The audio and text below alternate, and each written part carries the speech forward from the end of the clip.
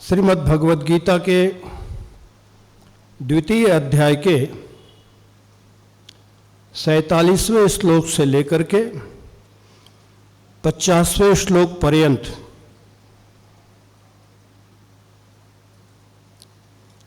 शांकर भाष्य के अनुसार तात्पर्य अर्थ का विचार हमें करना है। चारों श्लोक इस प्रकार से हैं।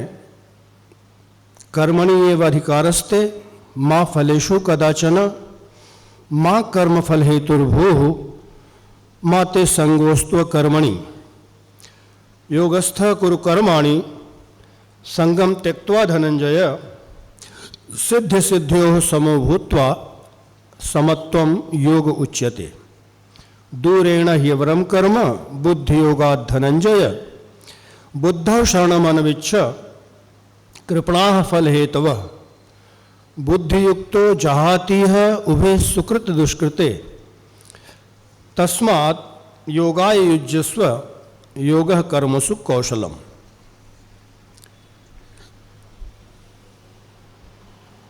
इसके पूर्व जो 46वां श्लोक है, यावान अर्थोदपाने सर्वतः संप्लुतोदके तावान सर्वेषु वेदेषु ब्राह्मणस्य विजानतः। इस श्लोक को सुनने के बाद किसी किसी को यह भ्रम हो सकता है कि वेद में बताए हुए जो कर्म हैं वो अनावश्यक हैं, किंतु भगवान श्री कृष्ण का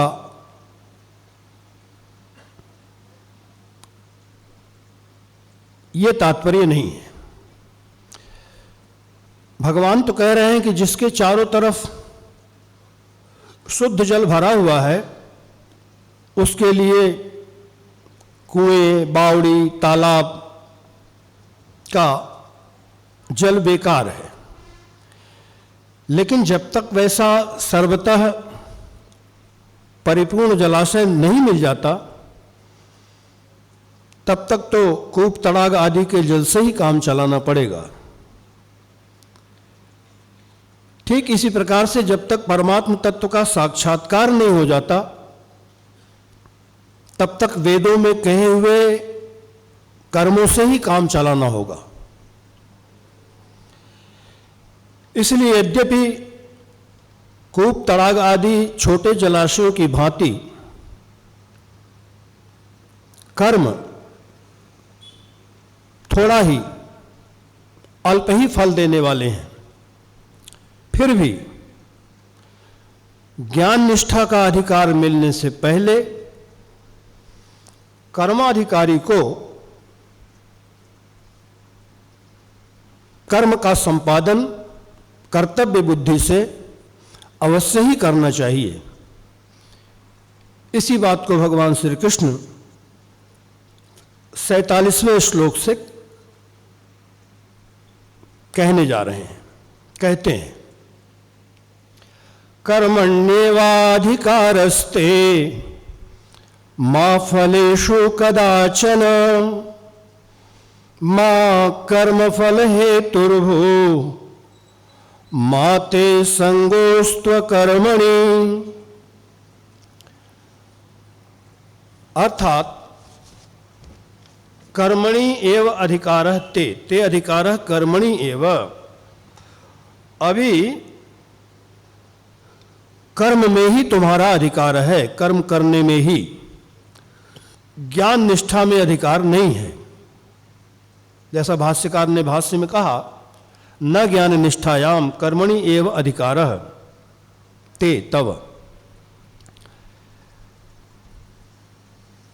इसीलिए मां कर्म फल हेतुर्भूः, कर्म फल के हेतु मत बनो।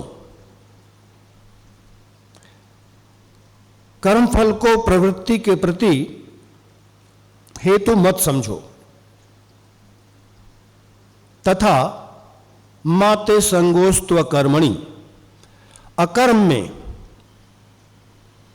अर्थात कर्म के त्याग में भी तुम्हारी आसक्ति नहीं होनी चाहिए। कर्म करते हुए किसी भी अवस्था में कर्म फल की इच्छा नहीं होनी चाहिए। कर्म और कर्म निष्ठा, इसमें अंतर है। जैसे कर्म और कर्म निष्ठा में अंतर है, ऐसे ही ज्ञान और ज्ञान निष्ठा में भी अंतर है। कर्म करना एक बात और कर्म निष्ठा होना ये दूसरी बात। कर्म निष्ठा कहते हैं कि जिसकी दृष्टि में कर्म करना ही अंतिम तत्व है, इस निश्चय को ही कर्म निष्ठा कहते हैं। कर्म और कर्म निष्ठा के अंतर को समझना आवश्यक है। निष्ठा, जैसा भगवान भाष्यकार ने कहा, नितराम स्थिति। इस बात को एक दृष्टांत से समझ सकते हैं। जैसे एक व्यापारी समय पर अपनी दुकान खोलता है, साफ सफाई करता है, धूप दीप करता है, अपने सामानों को सजाता है, संवारता है, सामने लगाता है, और शाम को भी दिया बत्ती करता है, कुछ धूप दीप, और फिर दुकान बंद कर देता है समय आने पर। लेकिन उस व्यापारी की निष्ठा न तो समय पर दुकान खोलने की है, न झाड़ू पोछा इत्यादि लगाने में है, न ही धूप बत्ती इत्यादि करने में है, न ही दुकान का जो कुछ भी क्रय विक्रय है, जो कुछ भी उसका हिसाब किताब करने में भी उसकी कोई निष्ठा नहीं, बल्कि उसकी निष्ठा तो केवल धन कमाने में है। बाकी सब चीजें जो कुछ करता है, वो समय पर दुकान इत्यादि जो खोलता है, वो चूंकि धन कमाने के लिए आवश्यक है, इसीलिए वो सब कुछ कर रहा है। पक्की निष्ठा तो उसकी धन कमाने में ही है। ठीक इसी प्रकार से ज्ञान निष्ठा का मतलब है कि केवल ज्ञान में स्थित होना। यहां भगवान श्री कृष्ण अर्जुन को कहते हैं कि चूंकि अभी तुम्हें ज्ञान में निष्ठा नहीं है, इसीलिए परमात्म ज्ञान में तुम्हारी प्रवृत्ति नहीं होगी। अतः अभी तुम्हारा अधिकार केवल कर्म में ही है, और अधिकार शब्द का अर्थ भी ठीक ठीक समझना आवश्यक है। भाष्यकार ने एक जगह लिखा, अधिक्रियते अनेन इति अधिकार, अर्थात तुम्हारे लिए जिस कर्म के फल की प्राप्ति संभव है, उसमें तुम्हारा अधिकार है। जैसे द्विज के लिए, द्विज बालकों के लिए जब उसका उपनयन संस्कार हो जाता है, तब वह जनेऊ धारण करने का अधिकारी हो जाता है संस्कार के पश्चात।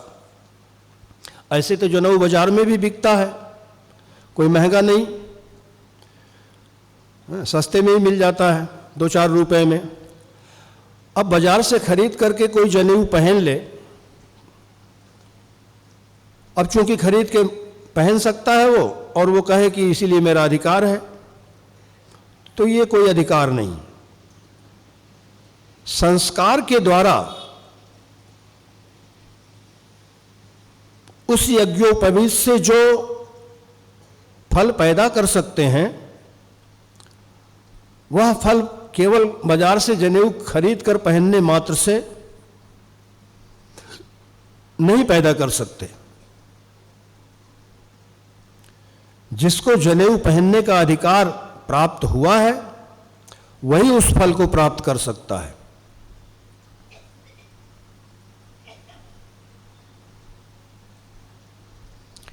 और एक और उदाहरण से इस बात को हृदयंगम किया जा सकता है। अधिकार की बात को लेकर के एक राजा का अपने गुरु से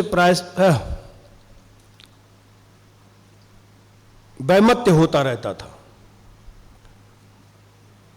वो राजा हमेशा अपने गुरुजी से कहता कि गुरुजी आप बार बार कहते हैं कि इसमें इसका अधिकार है, इसका अधिकार नहीं है, ये कैसी बात है? अरे जो जिस काम को कर सकता है वो उसका अधिकारी होता है। भगवान भाष्यकार ने ब्रह्मसूत्र के भाष्य में संभवतः 3 अध्याय में ये बात कही है कि यो हि यम प्रतिविधीयते स तस्य धर्मः न तो येन यह स्वनुष्ठातुं शक्यते चोदना लक्षणत्वात् धर्मस्य। जिसके लिए जिसका विधान किया गया है उसका उसी कर्म में अधिकार है। कोई किसी काम को अच्छी तरह से कर सकता है, इतने मात्र से उस कर्म में उसका अधिकार नहीं हो जाता। यदि कोई उस कर्म के फल को प्राप्त करने में अक्षम है, समर्थ नहीं है, तो उस कर्म का वह व्यक्ति अधिकारी नहीं है। राजा भी यही कह रहा था कि जो जिस कर्म को कर सकता है वो उसको करे, वह उसका अधिकारी है। एक दिन उस राजा और उसके गुरुदेव के बीच में कुछ संवाद हो रहा था, कुछ बातचीत चल रही थी, और वहां एक रक्षक, अंगरक्षक भी कोई खड़ा था। अब राजा का जो आग्रह है, राजा का जैसा मानना है, तो राजा को समझाने के लिए गुरुजी ने कहा उस अंगरक्षक से, करे इस राजा को पकड़ो और मारो।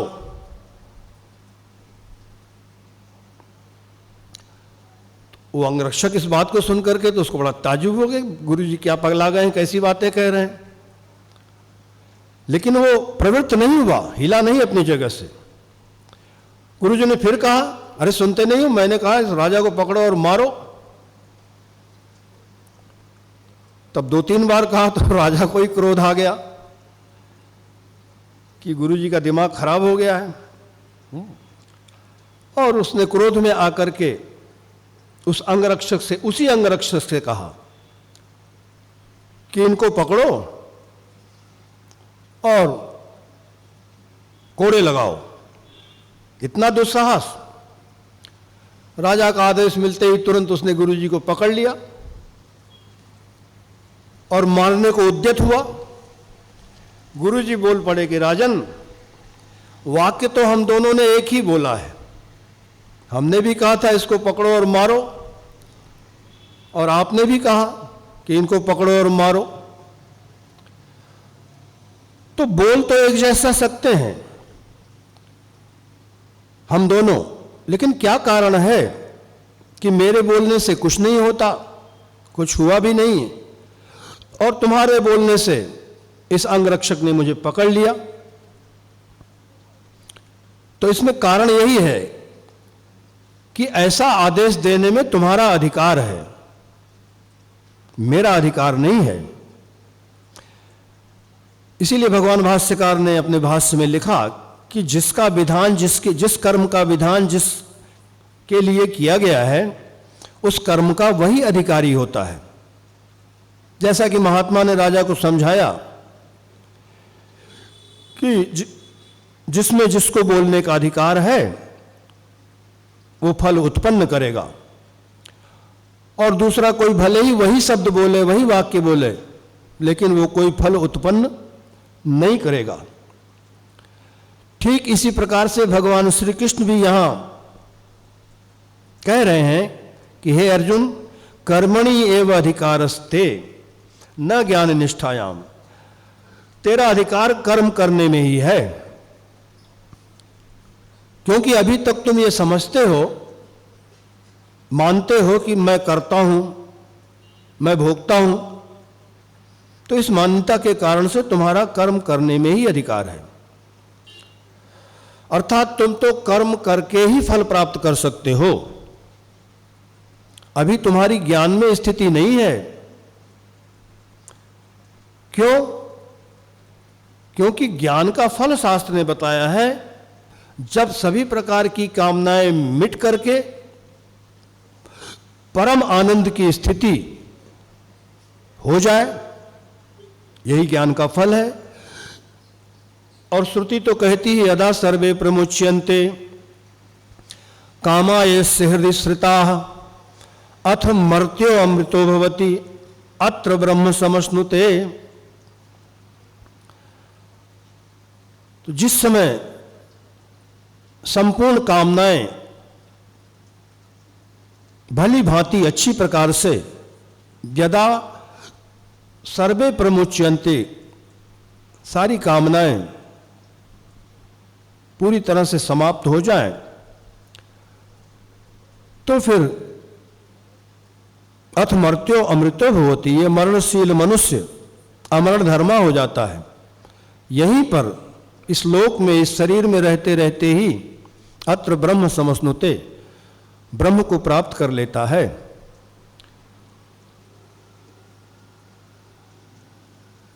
बाबा तुलसी भी कहते हैं, काम अछत सुख सपने हो नाही। जब तक कामनाएं हैं तब तक जागृत की तो छोड़ दो, सपने में भी कभी सुख मिलने वाला नहीं है। तो ये परम आनंद उसे नहीं मिल सकता जो विवेक वैराग्य आदि साधन संपत्ति से संपन्न होकर के अभी अधिकारी नहीं बना है।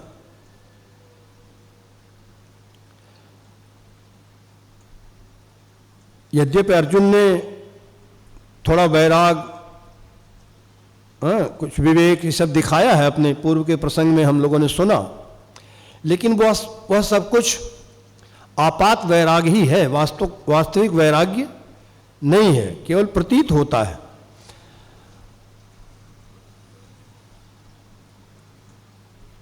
ज्ञान निष्ठा नहीं हुई उसको, इसीलिए कर्म के त्याग में भी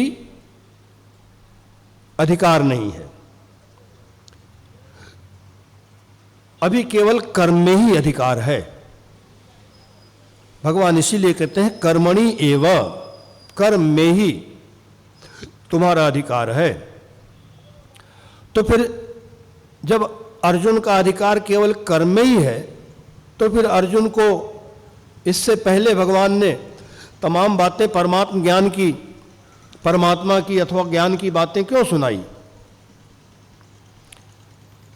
इसलिए कि मा फलेषु कदाचन, कर्म तो तुम कर सकते हो, लेकिन फल उत्पन्न तभी होगा जब परमात्मा उस फल को देगा।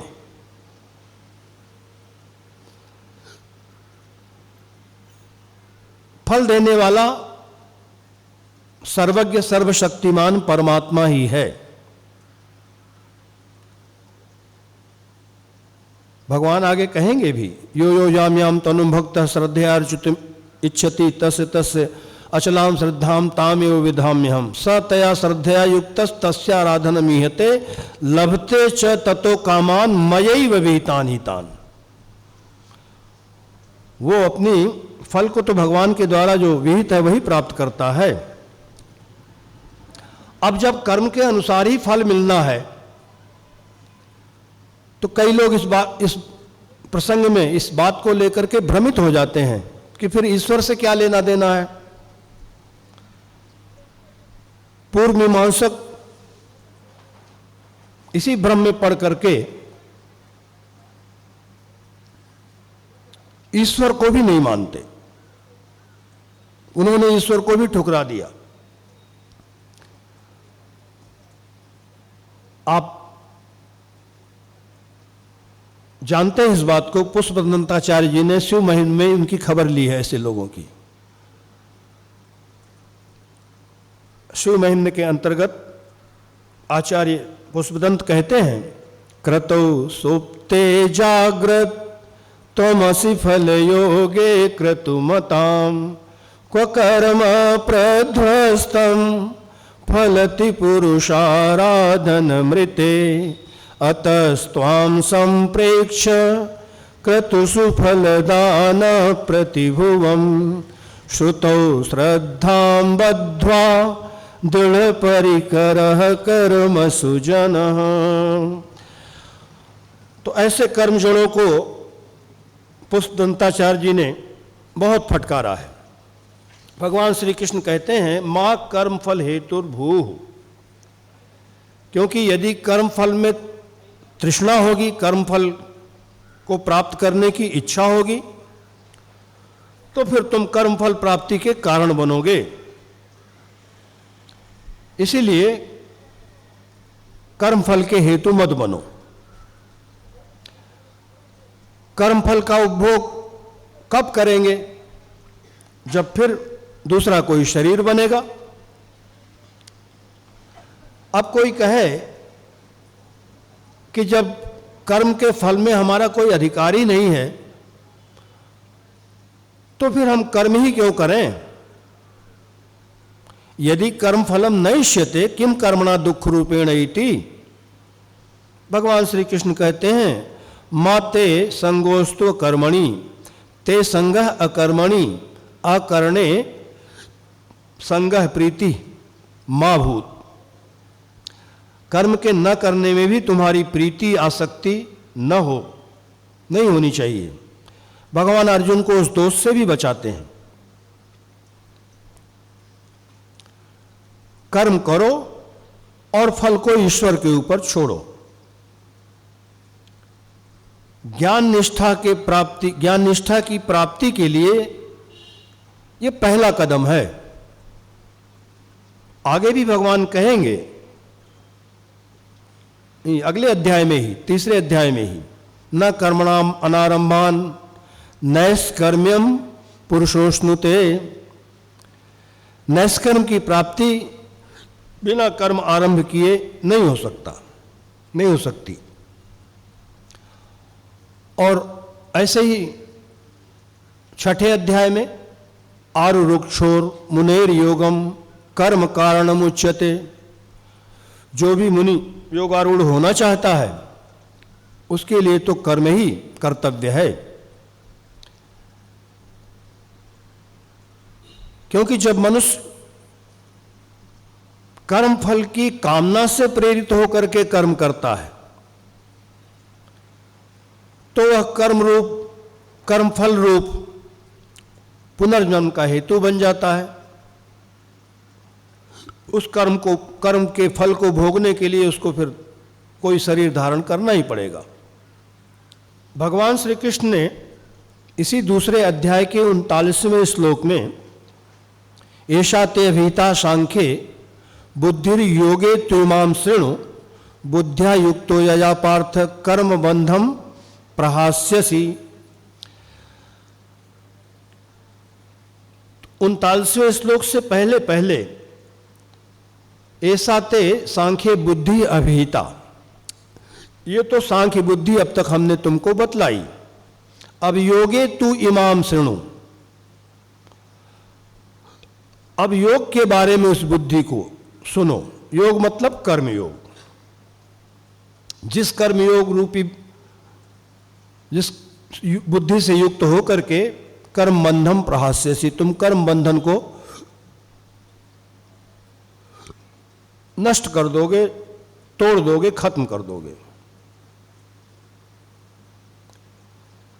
तो भगवान ने योग की बुद्धि को बताते हुए व्यवसायत्मिका बुद्धि रेके है कुरुनंदन बहुशाखा हेनंतास्य बुद्धि व्यवसायी नाम, ये बतलाया था कि ये जो व्यवसायत्मिका बुद्धि है, मतलब निश्चयात्मिका बुद्धि के साथ, क्योंकि निश्चयात्मिका बुद्धि को ही भगवान ने बुद्धि योग कहा, और उस व्यवसायत्मिका बुद्धि के साथ कर्म किस प्रकार करना चाहिए, इसी को बतलाने के लिए तो ये प्रसंग प्रारंभ किया कि तुम्हारा कर्म में ही अधिकार है, लेकिन कर्म फल मुझे ही मिले ऐसी भावना मत करो, और कामना नहीं, फल की कामना नहीं है तो कर्म क्यों करूं, ऐसी आसक्ति भी छोड़ दो।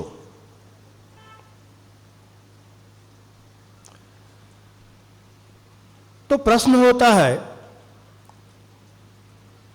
कि यदि कर्म फल प्रयुक्तेन न कर्तव्यम कर्म कथम तर्हि कर्तव्यम इति उच्यते। यदि कर्मफल से प्रेरित होकर के कर्म नहीं करना चाहिए तो फिर किस प्रकार से कर्म करना चाहिए?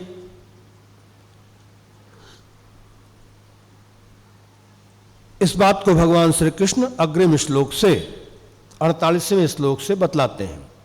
योगस्थः कुरु कर्माणि संगम त्यक्त्वा धनंजय सिद्ध सिद्ध्यो समो भूत्वा समत्वं योग उच्यते।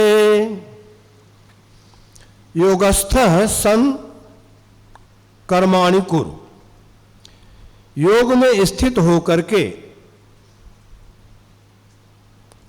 कर्मों का संपादन करो। शर्त यह है कि संगम त्यक्त्वा, आसक्ति को छोड़ करके। आसक्ति क्या है? कि इस कर्म को करने से भगवान प्रसन्न होंगे, तो ऐसी आसक्ति भी, ईश्वर मुझ पर प्रसन्न हो, ऐसी जो आशा है, इस आशा रूप आसक्ति को छोड़ करके केवल ईश्वरार्थम, जैसा भगवान श्री कृष्ण आगे बतलाएंगे, यज्ञार्थात कर्मणोन्यत्र लोकोयम कर्म बंधनः। ईश्वरार्थात यज्ञो वै विष्णु, तो ईश्वर से भिन्न जो कर्म ईश्वर के लिए न किया जाए, ऐसा कर्म तो बंधन कारक होता है लोक में, वो बांधने वाला होता है।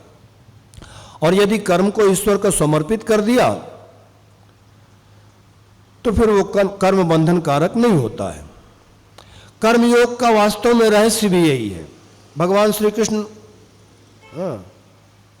5वें अध्याय में 10वां और 11वां श्लोक, भाष्यकार ने अपने उपोद्घात भाष्य में उसको उद्धृत किया है। 2 श्लोकों में कहते हैं, ब्रह्मण्याधाय कर्माणि संगम त्यक्त्वा करोति यः लिप्यते न स पापेन पद्मपत्रमिवाम्भसा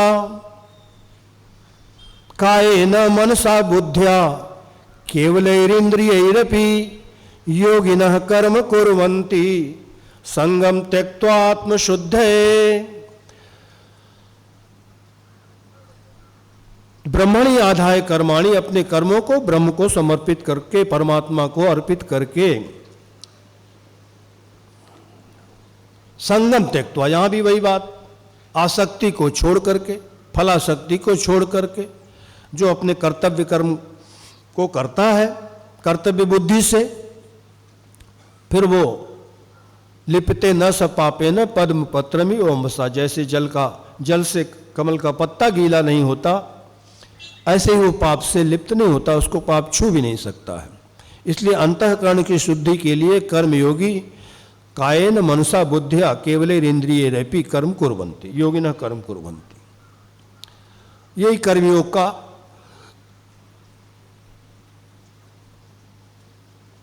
सूत्र है।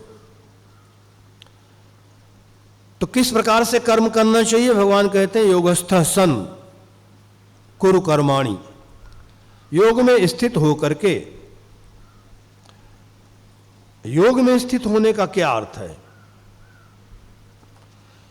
तो कहते हैं योग मतलब युक्ति, कर्म करने का ढंग, किस प्रकार से कर्म करना चाहिए। और वो फिर युक्ति क्या है? वो एक तो फलासक्ति संगम त्यक्त्वा, फल की आसक्ति को छोड़ करके कर्म करें, किसी प्रकार की आसक्ति न हो। यहां तक कि इस कर्म के करने से भगवान बड़े प्रसन्न हो जाएंगे, ऐसी आसक्ति भी, ऐसी आशा भी नहीं करनी चाहिए। सिद्ध सिद्ध्यो समभूत्वा समत्वम योग उच्यते। तो कार्य करने की युक्ति क्या है? यही भगवान दिखलाते हैं कि यह समत्व ही युक्ति है। समत्वम योग उच्यते। भाष्यकार लिखते हैं फल तृष्णा शून्येन क्रियमाणे कर्मणि सत्व शुद्धिजा ज्ञान प्राप्ति लक्षणा सिद्धि। सिद्धि क्या है? तो कहते हैं फल तृष्णा से रहित व्यक्ति द्वारा जो कुछ भी कर्म किया जाता है उससे उसके अंतःकरण की शुद्धि होती है, और अंतःकरण की शुद्धि होने से ज्ञान की प्राप्ति हो जाती है। यही सिद्धि है। ज्ञानम उत्पद्यते पुंसाम क्षयात् पापस्य कर्मणः तस्मात् कर्म न कुर्वन्ति यतयः पारदर्शिनः। यह श्लोक भी बार बार भाष्य इत्यादि में आया है। तो ये तो सिद्धि है, ज्ञान की प्राप्ति। और तद विपर्यजा असिद्धि, इसके विपरीत माने ज्ञान की प्राप्ति न होना, यही असिद्धि है। तो ज्ञान की प्राप्ति होना ये सिद्धि, और ज्ञान की प्राप्ति नहीं होना ये असिद्धि। इन दोनों में सम हो करके, अर्थात इन दोनों को समान समझ करके कर्म करना चाहिए। सिद्धि सिद्ध्यो समभूत्वा। क्यों? जिसको कह रहे योगस्थः कुरु कर्माणि, वो कौन सा योग है? कह असौ योगो यत्रस्थः कुरु इति उक्तम। जिस योग में स्थित होकर के कर्म करना चाहिए वो कौन सा योग है? भगवान कहते हैं समत्वम योगोच्यते। ये जो सिद्धि और असिद्धि में समत्व है ना, यही योग है, इसी को योग कहते हैं। इस योग में स्थित होकर के कर्म का संपादन करना चाहिए। कर्म का फल मिले अथवा न मिले, कर्तव्य बुद्धि से कर्म को करना ही चाहिए। और देखिए, पाप कर्म मनुष्य कितना भी प्रयत्न कर ले, कोई कितना भी कुशल हो कर्मों के करने में, लेकिन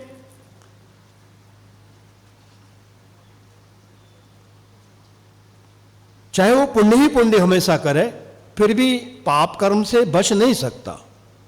अनायास ही, न चाहते हुए भी कुछ न कुछ पाप स्वाभाविक होते ही रहते हैं, प्रतिदिन होते हैं। अब जो कुछ, जैसे हम लोग हमारी संस्कृति में, वैदिक संस्कृति में याग का विधान है, यज्ञ इत्यादि का वर्णन है, यज्ञ का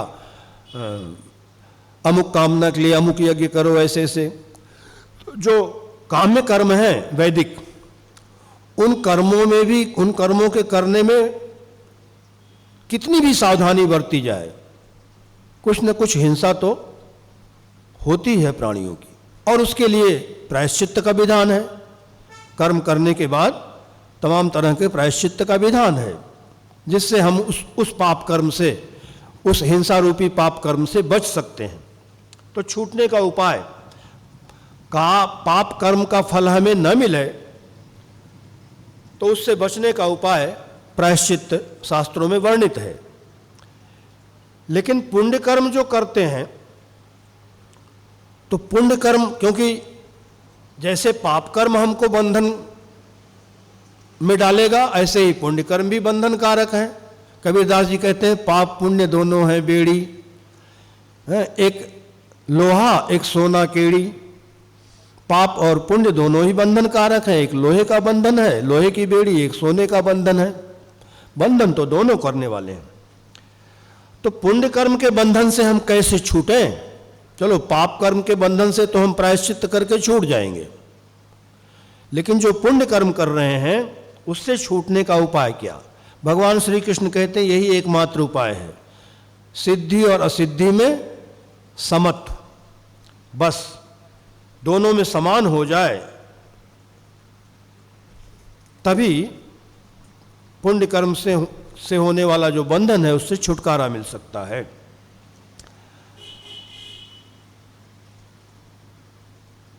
अब कोई इसलिए कर्म करता है कि हमारे ऐसे कर्म करने से भगवान प्रसन्न होंगे, जैसा भाष्यकार यहाँ लेते हैं, केवल ईश्वरार्थम तत्रापि ईश्वरों में तुष्यति इति संगम त्यक्त्वा।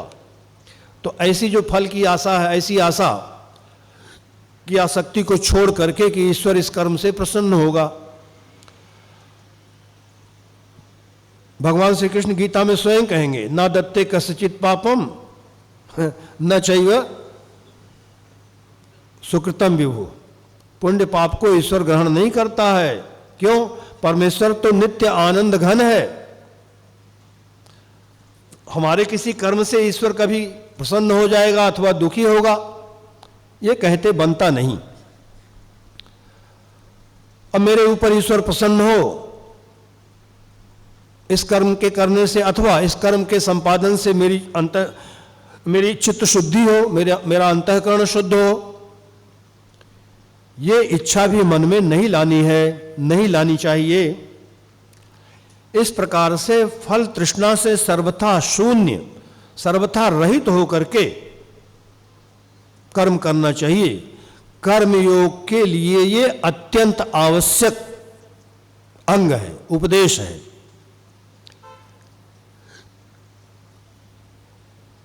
धनंजय, भगवान श्री कृष्ण यहाँ धनंजय नाम से संबोधित करते हैं। अर्जुन को याद दिलाते हैं कि महाराज युधिष्ठिर ने जब राजसूय यज्ञ किया था तो उस प्रसंग में तुमने दिग्विजय किया था, बहुत सा धन जीत के लाए थे, लेकिन तुमने अपने पास कुछ नहीं रखा, सब कुछ युधिष्ठिर को समर्पित कर दिया था। ऐसे ही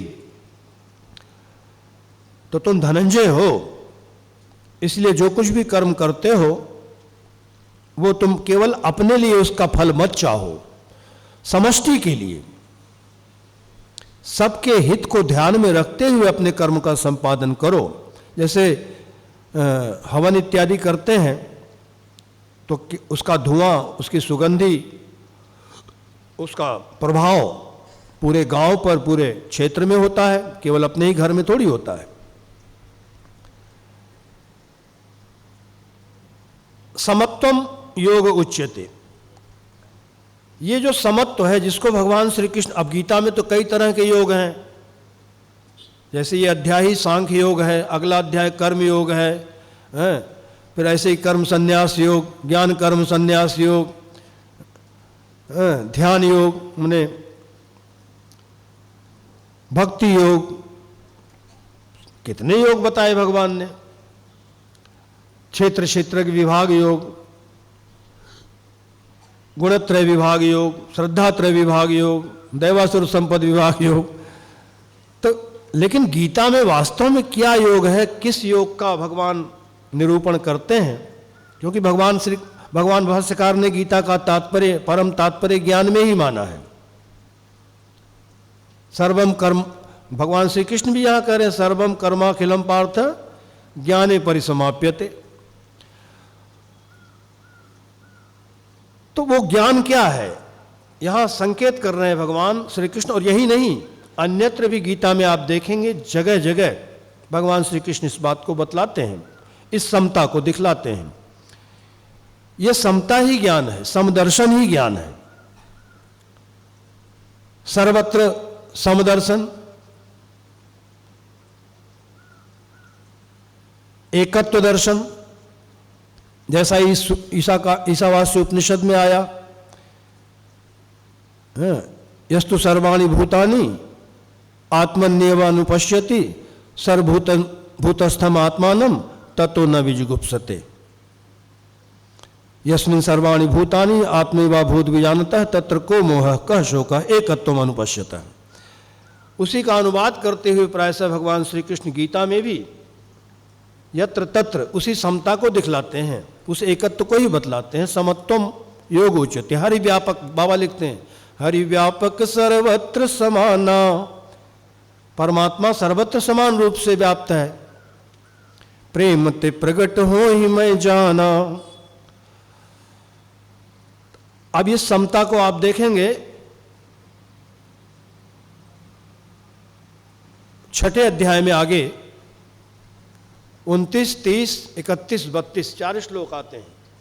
सर्वभूतस्थमात्मानं सर्वभूतानि चात्मनि ईक्षते योगयुक्तात्मा सर्वत्र समदर्शनः यो मां पश्यति सर्वत्र सर्वं च मयि पश्यति तस्याहं न प्रणश्यामि स च मे न प्रणश्यति। सर्वभूते स्थितं यो मां भजत्येकत्वमास्थितः सर्वथा वर्तमानोऽपि स योगी मयि वर्तते आत्मोपम्येन सर्वत्र समं पश्यति अर्जुन सुखम वा यदि वा दुखम स योगी परमो मतः। उसको परम योगी बता दिया भगवान श्री कृष्ण। 13वें अध्याय में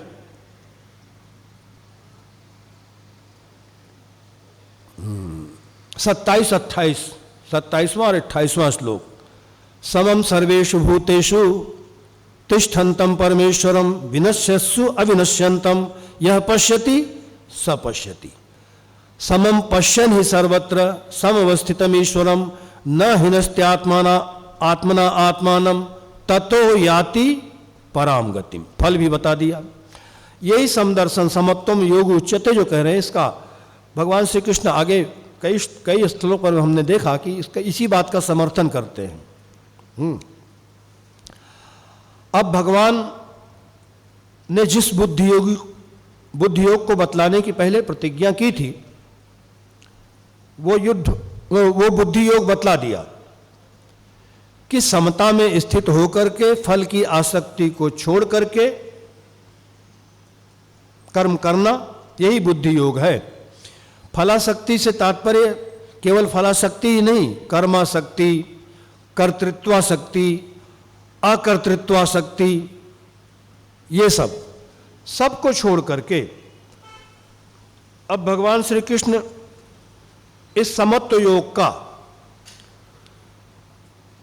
महत्व अगले श्लोक से दिखला रहे हैं, बतलाने जा रहे हैं।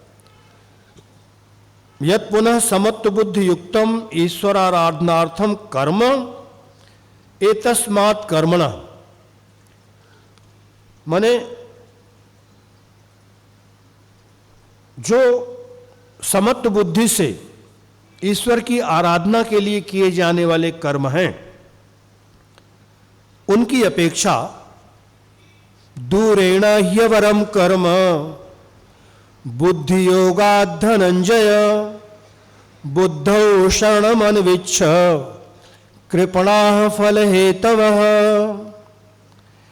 दूरेण अति विप्रकर्षेण ही अवरम निकृष्टम कर्म फलार्थिना क्रियमाणम। बुद्धि योग की अपेक्षा सकाम, बुद्धि योग मतलब समत्व बुद्धि योग, उसकी अपेक्षा सकाम कर्म बहुत ही निकृष्ट है। इसलिए यदि हो सके तो सांख्य बुद्धि का, और यदि वैसा संभव न हो तो कम से कम जिस समत्व बुद्धि का उपदेश भगवान श्री कृष्ण कर रहे हैं, ऐसी समत्व बुद्धि का आश्रयण करो। बुद्धौ शरणम अन्विच्छ, क्योंकि जो कर्मफल चाहने वाले हैं सकामी मनुष्य, उनके द्वारा जो भी कर्म होगा वो तो भाष्यकार कहते हैं जन्म मरणादि हेतुत्वात्, वो सारा जन्म मरण आदि का हेतु होने के कारण से अत्यंत निकृष्ट है। बुद्धौ शरणं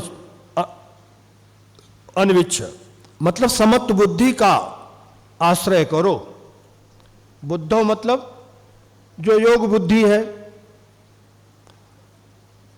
तो चाहे योग बुद्धि में अथवा तत्परिपाकजायाम व सांख्य बुद्धौ। अब योग बुद्धि जब परिपक्व हो जाएगी, मतलब कर्म योग जब अपना फल देगा, तो फिर उससे सांख्य बुद्धि उत्पन्न होगी। तो उसके परिपाक से योग विषयक बुद्धि में अथवा उसके परिपाक से उत्पन्न होने वाली जो सांख्य बुद्धि है, उस सांख्य बुद्धि में आश्रय लो, उस सांख्य बुद्धि का ही आश्रय लो। क्यों? अभय प्राप्ति कारणम अनविच्छ प्रार्थयस्व। उस सांख्य बुद्धि का ही अथवा योग बुद्धि का ही आश्रय पाने की इच्छा करो। भाष्यकार कहते हैं परमार्थ ज्ञान शरणो भव। अभिप्राय यह है कि परमार्थ ज्ञान की शरण में आ जाओ। क्यों? क्योंकि कृपणा फल हेतु, कर्म फल की इच्छा रखने वाले वो तो कृपण है, दीन ही बने रहते हैं। जो कर्म फल की तृष्णा से प्रेरित होकर के कर्म करते हैं वो तो दीन ही रहते हैं, कृपण ही होते हैं।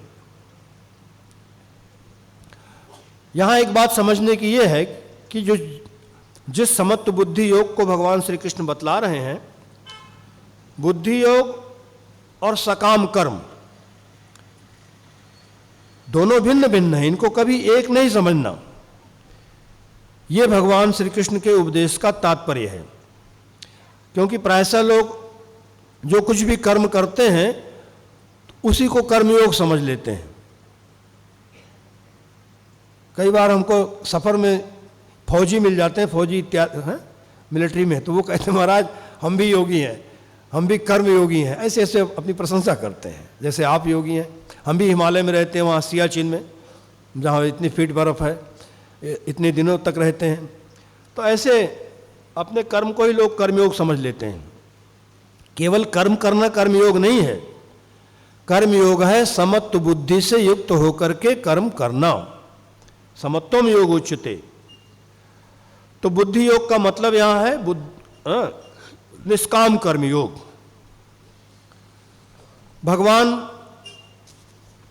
अपना निष्कर्ष यहां दिखलाते हैं, बतलाते हैं कि हे अर्जुन, ये जो बुद्धि योग हमने तुम्हें बतलाया है ना, ये इसी का सहारा लो। इस बुद्धि योग का ही बुद्धौ शरणम अनिविच्छ, इस बुद्धि योग का ही आश्रय ग्रहण कर लो। यहां भगवान ने एक बड़ी विचित्र बात कह दी, बुद्धि में शरण लो, बुद्धौ शरणम अनिविच्छ। शरण का मुख्य अर्थ होता है बचाने वाला। तो बचाने वाला माने ऐसी समत्व बुद्धि होने पर ही शरण की प्राप्ति होती है। जो निश्चयात्मिका बुद्धि है उसके करने पर ही हमारी रक्षा होती है।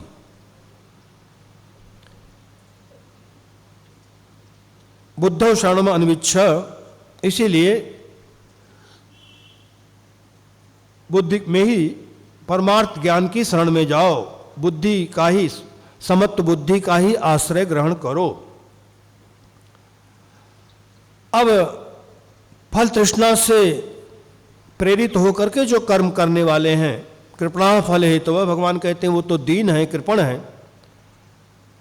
श्रुति में भाष्यकार ने उद्धृत किया है, कृपण किसको कहते हैं?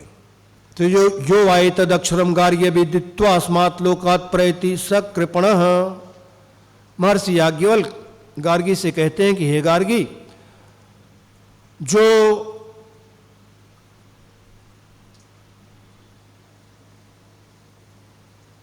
कोई भी एतद अक्षरम, इस अक्षर ब्रह्म को, परमात्मा को न जान करके, मतलब जो परमात्म ज्ञान के बिना इस लोक से जाते हैं, स कृपण, वो तो कृपण है। तो जो परमात्मा का ज्ञान बिना प्राप्त किए इस लोक से जाता, वो कृपण है। और ऐसे कृपण को परमात्मा की प्राप्ति नहीं हो सकती है।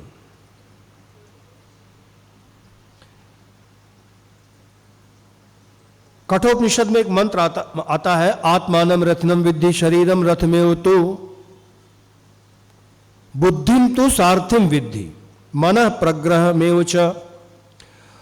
तो जो ये बुद्धि रूपी जो परमात्मा श्री कृष्ण है, उनका आश्रय लो, उनकी शरण लो। बुद्धि का मतलब ज्ञान भी होता है, इसलिए ज्ञान के उपदेष्टा जो गुरु हैं उनका आश्रय लो, उनकी शरण ग्रहण करो, यह अर्थ भी बनता है। तो तात्पर्य यही निकलता है कि जो निश्चयात्मिका बुद्धि है वही रक्षा करने वाली है, अथवा बुद्धि रूप श्री कृष्ण भगवान रक्षा करने वाले हैं, अथवा ज्ञान प्रदान करने वाले सद्गुरुदेव रक्षा करने वाले हैं। इनमें से किसी एक का शरण ग्रहण करो, किसी एक का आश्रय लो। बुद्धि में शरण लो, इसका तात्पर्य है कि समता में शरण लो, समत्व बुद्धि में शरण लो, अर्थात कभी विषमता मत आने दो। अथवा भगवान या सद्गुरुदेव की शरण लो। शरण लेना मतलब उनकी आज्ञा का पालन करना। आज्ञा सम न सुसाहिब सेवा, मानस में कहते हैं कि अपने मालिक की आज्ञा का पालन करना, इससे बड़ी और कोई सेवा, इसी को सेवा कहते हैं। मुख्य सेवा यही है। भगवान कहते हैं श्रुति स्मृति ममई वाज्ञे, ये सारी श्रुतियां और स्मृतियां क्या है? मेरी आज्ञा है, मेरा आदेश है। तो तात्पर्य है कि हमको भी, यहां भी गीता में बतलाया भगवान ने है कि जो कुछ भी तस्मात् शास्त्रम प्रमाणन्ते कार्य व्यवस्थितो, क्या करना चाहिए क्या नहीं करना चाहिए, इसके लिए शास्त्र ही प्रमाण है। तो भगवान शास्त्र, जो कुछ भी हमारा शास्त्र है वो भगवान की आज्ञा है, उसके अनुसार ही हमें अपने कर्मों का संपादन करना चाहिए। क्योंकि भगवान ने ये भी कहा कि ये शास्त्र विधि मुत्सृज्य वर्तते काम कारतः न सत्सिद्धिम अवाप्नोति न सुखम न पराम गतिम। तो फल हेतु वाले जो होते हैं, वो जो फल के हेतु बनते हैं, वे बुद्धि में शरण नहीं ले सकते हैं। क्यों? क्योंकि वो कृपण है। तो अब कृपण यही, हम कृपण कैसे हैं कि जिस शरीर से हमको परमात्मा की प्राप्ति हो सकती है, जिस शरीर में रह करके हम परमात्मा की प्राप्ति कर सकते हैं, यदि नहीं करते हैं तो फिर हम कृपण हैं। लेकिन ऐसी प्राप्ति तभी होगी जब हम पशुभाव से होने वाले जो सुख हैं उन सुखों का परित्याग करें। जैसे कहते हैं ना, आहार निद्रा भय मैथुनम च समानमेतत् पशुभिः नराणाम। तो ये सब तो पशुओं में भी है, मनुष्यों में भी है, पशुओं की तरह। लेकिन मनुष्य में दैवी संपत्ति, दैवी धर्म भी है। अब ये मनुष्य यदि पशुभाव को नहीं छोड़ता, इसलिए नहीं छोड़ना चाहता क्योंकि कृपण है, और देवभाव की प्राप्ति तो पशुभाव को छोड़ने पर ही हो सकती है। जो लोग पशुभाव को प्रधानता देते हैं, भोगों में ही जिनका चित्त आसक्त रहता है, उसी को प्रधानता देते हैं, ऐसे लोग देवभाव की तरफ नहीं जा पाते। ये सब कृपण हैं। अब समत्व बुद्धि युक्त सन स्वधर्मम अनुतिष्ठन यत् फलम प्राप्नोति तच्छृणु। भगवान श्री कृष्ण कहते हैं कि समत्व बुद्धि वाला बन करके हो करके यदि कोई स्वधर्म का पालन करता है तो उसका फल क्या है।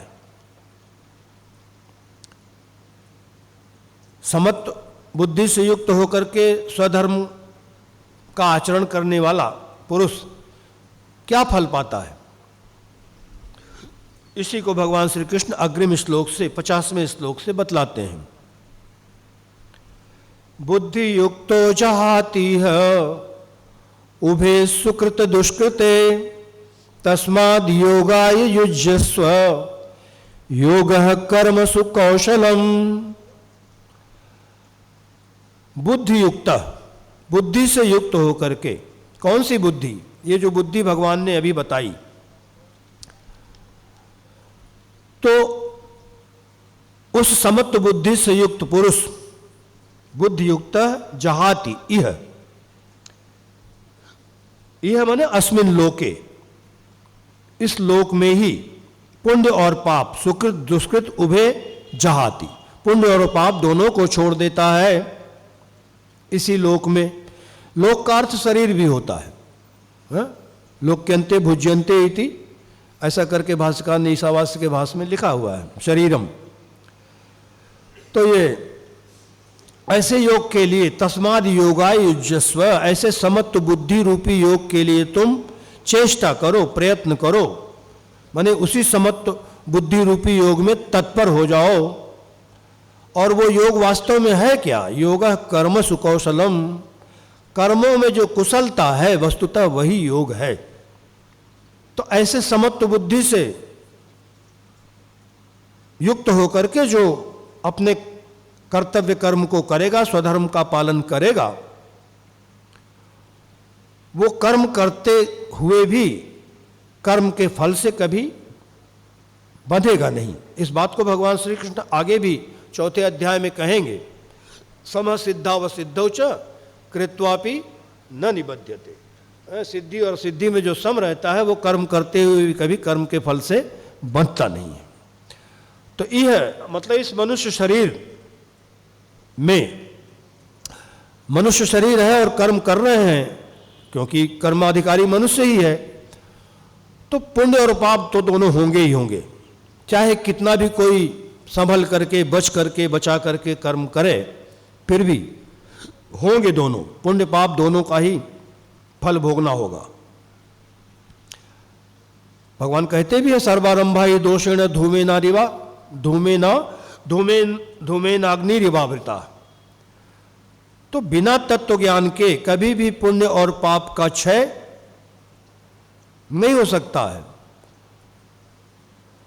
तो समः सिद्धा व सिद्धौ च कृत्वापि न निबध्यते, कर्म करते हुए कभी भी यदि समत्व बुद्धि से युक्त है तो वो उसके फल से कभी बंधेगा नहीं। और अब चूंकि मनुष्य शरीर से पुण्य पाप दोनों होते हैं, मनुष्य शरीर मिला ही पुण्य पाप मिश्रित कर्मों के फल रूप में है, और इससे होता भी उसी तरह से दोनों तरह के कर्म हैं, सुकृत और दुष्कृत। सुकृत से पुण्य से स्वर्ग की प्राप्ति होगी, पुण्य करेंगे और न पाप करेंगे, दुष्कृत करेंगे तो नरक जाना पड़ेगा। दोनों ही बंधन कारक हैं। और यदि ज्ञान की प्राप्ति हो गई इस शरीर में तो फिर आगे कोई जन्म होना नहीं है। मतलब पुण्य और पाप दोनों के फल से छूट जाएंगे, बच जाएंगे। अर्जुन की शंका यही तो थी कि युद्ध करूं कि न करूं। भगवान श्री कृष्ण यहाँ कहते हैं योगः कर्मसु कौशलम, ये कर्म में, योग कर्म में जो कुशलता है, कर्मों में जो कुशलता है वही योग है। तो सिद्धि असिद्धि के प्रति समत्व बुद्धि अथवा ईश्वरार्पण बुद्धि से जो कर्म किया जाता है उसी को भगवान श्री कृष्ण ने यहां कौशल कहा है, वही कुशलता है। कुशलता माने चतुराई, क्योंकि कर्म तो बंधन देने वाला है। तो इसलिए कर्म इस प्रकार से करे कि यज्ञार्थात कर्मणोन्यत्र लोकोयम कर्म बंधनः। इसलिए यज्ञार्थ ही कर्म को करना चाहिए। गत संगस्य मुक्तस्य ज्ञानावस्थित चेतसः यज्ञायाचरतः कर्म समग्रम प्रविलीयते। आगे भगवान इन चीजों का विस्तार से बताएंगे, निरूपण करेंगे तीसरे चौथे अध्याय में। तो देखिए, ये बड़ी समझने वाली बात है। जो कुछ भी हम कर्म करते हैं, यदि ये कर्म मतलब विहित कर्म, कर्म सारे कर्म कर्म नहीं कहलाते हैं, जो वेद विहित कर्म हैं, यदि उनको ईश्वरार्पण बुद्धि से नहीं करेंगे तो फिर उस फल से, उसके फल से हम बंधेंगे, बस उसका फल भोगना पड़ेगा। अब कहते हैं कि ईश्वर को अर्पित कर देंगे फल, तो हम तो खाली रह जाएंगे, हमें क्या मिलेगा? तो ऐसी बात नहीं है। कर्म का फल तो मिलता ही है, ईश्वर की इच्छा से, ईश्वर की अनुकंपा से ही मिलता है, लेकिन मिलता अवश्य है। ऐसा नहीं कि आपने कोई कर्म किया और उसका फल नहीं मिलेगा। हाँ, फल में अगर आसक्ति होगी तो कर्म फल से आप बंधे रहेंगे, बंध जाएंगे, वो कर्म बंधन कारक हो जाएगा। तो जब इसको ऐसे भी समझ सकते हैं कि जैसे जीव जो कर्म करता है, तो जीव को बिंब प्रतिबिंब बाद में ऐसा मानते हैं कि परमात्मा बिंब रूप है, व्यापक परमात्मा, और जीव उसका प्रतिबिंब है, जो अंतःकरण में उस चेतन का जो प्रतिबिंब पड़ता है वो जीव कहलाता है। तो यदि इस जीव को कुछ फल देना चाहते हैं, अंतःकरण में पड़ा हुआ जो चेतन का प्रतिबिंब है, इसको दर्पण से समझ सकते हैं कि दर्पण हमारे सामने है और दर्पण में जो हमारा प्रतिबिंब दिखाई दे रहा है, यदि हम उसको कुछ देना चाह रहे हैं तो कहाँ देंगे, कैसे देंगे? दर्पण में प्रतिबिंब को लड्डू खिलाना चाहते हैं, माला पहनाना चाह रहे हैं, इसको चंदन लगाना चाह रहे हैं, तो सीधी सी बात है, यदि दर्पण में चेष्टा करेंगे प्रतिबिंब को, तो वो उसको मिलने वाला नहीं है। दर्पण तक आपका चला जाएगा, लेकिन दर्पण को उससे कोई लाभ नहीं। दर्पण क्या करेगा तुम्हारे लड्डू माला से, जड़ वस्तु। तो सारा प्रयत्न जो है वो प्रयास विफल हो जाता है। हाँ, बिंब को यदि चंदन लगाएं तो प्रतिबिंब को प्राप्त हो जाता है। बिंब को माला पहनाया, प्रतिबिंब को मिल गया, लड्डू खिलाया तो वो खाता हुआ दिखाई देता है। यही रहस्य है कि यदि हम ईश्वर को अर्पित करके कर्म नहीं करेंगे तो हम उसके फल से वंचित रह जाएंगे, हमको कोई फल मिलने वाला नहीं है। तो कर्म करने में चतुराई यही है, कुशलता यही है। कुशलता का ऐसा भी एक अर्थ करते हैं कि कुश है, कुश को काटना, कुश ल मतलब कुशान, कुशलाह कुशान लांति है। जो कुशल लोग, जैसे ब्राह्मण लोग हैं, वो कुशोत्पाटनी अमावस्या को जब साल भर के लिए कुश काटते हैं, वो तो उनमें वो बड़े कुशल होते हैं। नहीं तो कुश ऐसा उस दुधारी है, हाथ भी काट दे, उंगली भी कट जाए उसको उखाड़ने में, तो बड़ी चतुराई से उसको निकाल लेते हैं, जिसका हाथ भी नहीं कटता और कुछ भी जड़ से उखाड़ लेते हैं। वो उसको, उसके पत्तों को ऐसा आराम से लपेट के और फिर नीचे जड़ पे हाथ लगाएंगे, पूरे जड़ से उखाड़ लेंगे, जड़ ही उखड़ गया। ऐसे ही कर्म में कुशलता है। कर्म का स्वभाव है कि एक तरफ फल उत्पन्न करना और दूसरी तरफ वासना उत्पन्न करना। ये दुधारी तलवार की तरह है। तो कर्म में कुशलता मतलब कर्म करो, लेकिन कर्म की वासना न बनने पाए, कर्म की वासना न हो और फल न उत्पन्न होने पाए। तो अब कर्म की वासना न हो, इसके लिए ईश्वरार्पण बुद्धि से कर्म करें, और कर्म से कोई फल न उत्पन्न हो, इसके लिए समत्व बुद्धि से युक्त होकर के कर्म का संपादन करें। यही युक्ति है जिसको भगवान श्री कृष्ण यहां बतलाना चाह रहे हैं। तो योगः कर्मसु कौशलम, यही कौशल है, क्योंकि तद्धि कौशलम यद बंध स्वभावान अपि कर्माणि समत्व बुद्ध्या स्वभावात् निवर्तन्ते तस्मात् समत्व बुद्धि युक्तो भव त्वम। तो जो तो स्वभाव से ही कर्म बंधन करने वाले हैं, कौशल यही है कि समत्व बुद्धि से यदि कर्म करेंगे तो वो अपना स्वभाव छोड़ देंगे, बांधने वाला जो कर्म का स्वभाव है। इसीलिए भगवान कहते हैं तस्माद योगाय युज्यस्व, इसीलिए तुम समत्व बुद्धि से युक्त होकर के कर्म करो। कौशल माने इस प्रकार से कर्म करो कि कर्म में आसक्ति भी न हो, कर्मफल की वासना भी न रह जाए और कर्म को जड़ से उखाड़ फेंकें। कर्म की जो जड़ है वो वासना है, वो वासना भी उखड़ जाए, समाप्त हो जाए। और वासना के साथ साथ जो वासना का मूल है, जो वासना का कारण है अज्ञान, वो अज्ञान भी नष्ट हो जाए। यही बुद्धि योग की महिमा है। तो ऐसे सुकृत इस प्रकार से कर्म करने से तद ही सुकृत और दुष्कृत दोनों पापों से, दोनों प्रकार के कर्मों के फल से मुक्त हो सकते हैं, छूट सकते हैं। सुकृत क्या है, दुष्कृत क्या है, माने पुण्य और पाप क्या है, इसकी परिभाषा गीता में ही दी हुई है। गीता में देखते हैं दोनों के लक्षण गीता बतलाया। न माम दुष्कृतिनो मूढ़ा प्रपद्यन्ते नराधमा, ये जो नराधमा माया हृद ज्ञाना आसुरम भावम आश्रिता, ये तो दुष्कृत की पहचान है, लक्षण है। और फिर इसी के आगे चतुर्विधा भजन्ते माम जना सुकृतनो अर्जुन आर्तो जिज्ञासुरर्थार्थी ज्ञानी च भरतर्षभ, ये सुकृति लोग हैं। तो सुकृत वह है, सुकृत कर्म वह है, पुण्य कर्म वह है जो हमको भगवान की तरफ ले जाए, और दुष्कृत पाप कर्म वह है जो हमको भगवान से विमुख करे, दूर करे। तो दोनों में कृत है, सुकृत दुष्कृत। और यत् कृतकम तद अनित्यम कहते हैं। इसीलिए समत्व बुद्धि रूप जो योग है, ऐसे बुद्धि योगी तुम बन जाओ। तो बुद्धि वही है जिसके द्वारा पाप और पुण्य दोनों को इसी लोक में छोड़ देते हैं। समय भी हो गया है और ये प्रसंग भी यहाँ समाप्त होता है। बस इसी के साथ अपनी वाक्य पुष्पांजलि भगवान भाष्यकार के श्री चरणों में समर्पित करते हुए वाणी को यहीं विराम देते हैं। ओम पूर्णमदः पूर्णमिदं पूर्णात् पूर्णमुदच्यते पूर्णस्य पूर्णमादाय पूर्णमेवावशिष्यते।